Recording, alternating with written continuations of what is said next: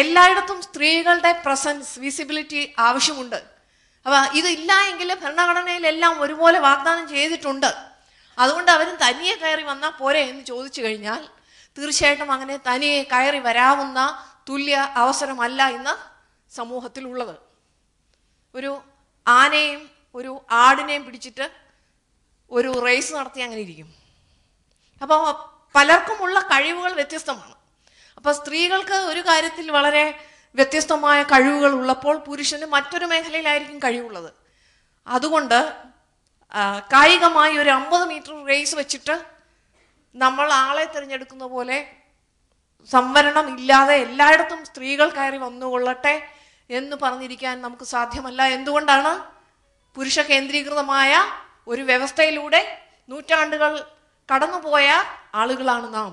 അതുകൊണ്ട് തന്നെ സ്ത്രീകൾ വ്യക്തമായി എല്ലാ രംഗത്തേക്കും താക്കോൽ സ്ഥാനങ്ങളിലേക്ക് കടന്നു വരണമെങ്കിൽ നമുക്ക് സംവരണം അതിനുള്ള ഒരു ഉപകരണമായി ഉപയോഗിക്കേണ്ട ആവശ്യകതയുണ്ട്. അതാണ് നമ്മൾ മനസ്സിലാക്കേണ്ടത്. അല്ലാതെ ഭരണഘടന എല്ലാവർക്കും ഒരുപോലെയുണ്ട്, പിന്നെന്തിനാണ് ഈ സ്ത്രീകൾ സംവരണം എന്ന് പറയുന്നത് എന്നുള്ള എതിർവാദത്തിൽ യാതൊരു കഴമ്പുമില്ല.